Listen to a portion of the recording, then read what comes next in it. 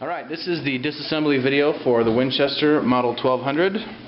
This one happens to be a 20 gauge. I assume it's probably the same for all the gauges. First thing you do when handling any firearm, of course, is to check that it's unloaded. Double check that there's nothing in the chamber. Check that there's nothing in the magazine. And it is cleared. Then it's always a good idea to check again. Okay? First thing you do when you're disassembling is to remove the barrel. You do that by removing this cap.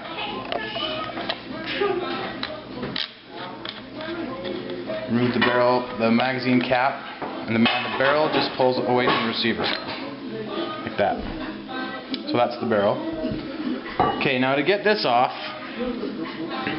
you have to remove this ring.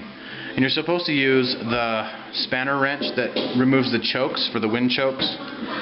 But I don't have one, so I used a nylon drift and just pounded it like this to loosen it, and it worked fine.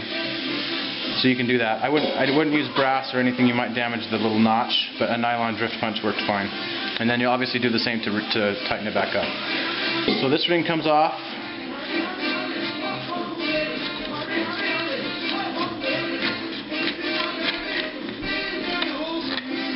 And then the fore end will slide off. Okay.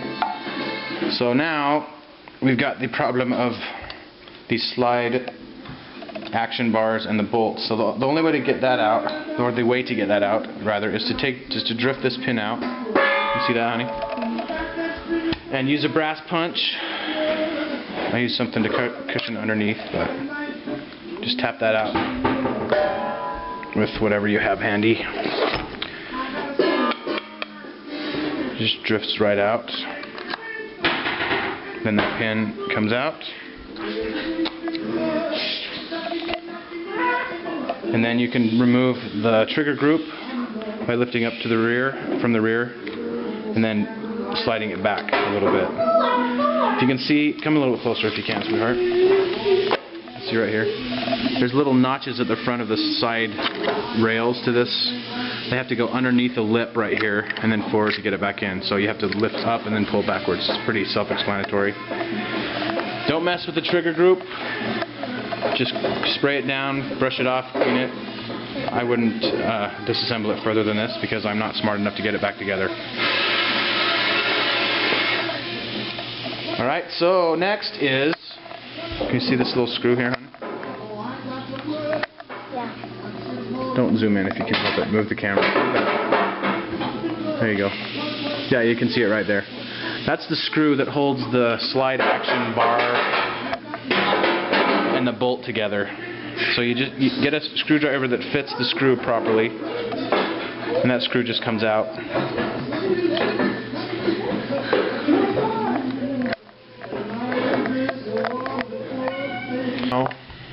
Now, with the screw removed, you can either move the slide assembly forward and push down on the back of the bolt and remove it without removing the ejector first.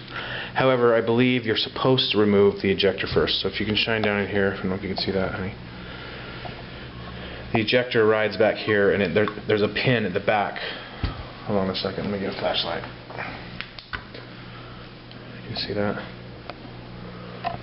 That pin holds the ejector. So basically you just need to lift up on the back of the ejector and it will lift over the edge of that pin, and you can slide it out the front. What pin? Right there. Oh, I see the pin now. Okie dokie. Hold this way, please. So you can push down on this bent part of the ejector, and that will help sort of flex it so that you can get the back up, or you can just kind of peel it up with your thumbnail. And then it will slide out the front if you kind of move the lid around. You see it sort of coming out the front here. There. This is the ejector. So once you have the ejector out, which is what I believe the real procedure calls for, then this just slides out. And as you do that, capture the bolt in the plate, or the slide bar bridge, or whatever it's called, and then continue as before. Lift off the bolt, the slide bar bridge, you're done. Like I said, you can do it both ways, but it's easier if you remove the ejector first before you try to remove the bolt. But if you don't want to do that, you can push the back of the bolt down and it will slide out. And then when you're reassembling, you just put the ejector back in first, and that will lie against the back of the side of the receiver.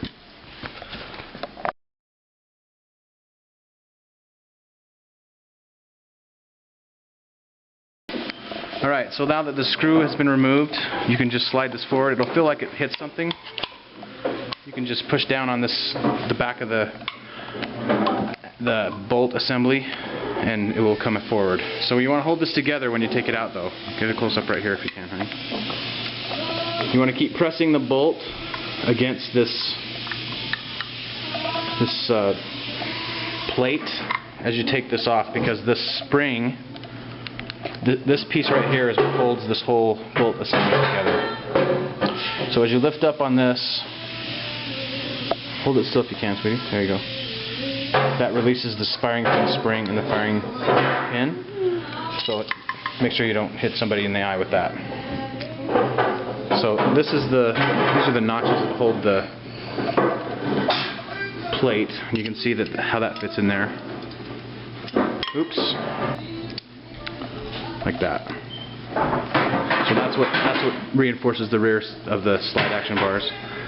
And then the firing pin, this little tab right here, right there. Turn that down, pal. This little tab right here, it holds the firing pin captive on that little tab, little ring around the firing pin. Back up, Bear. So the bolt goes on like that, and this, let's see here, there we go, like that. And as it's holding it, you hold it all together once it gets in the receiver, so that the firing pin can move, and that tab keeps it from springing back out. And the bolt rotates, as you can see, and that's also the firing pin spring that makes that spring forward like that. Okay, so when you're taking it apart, basically you can put your finger over the back of the firing pin so it doesn't come out. Just lift it up and then put that aside, and then let that come out. So that's the firing pin spring. And this is as far as you want to take the bolt assembly.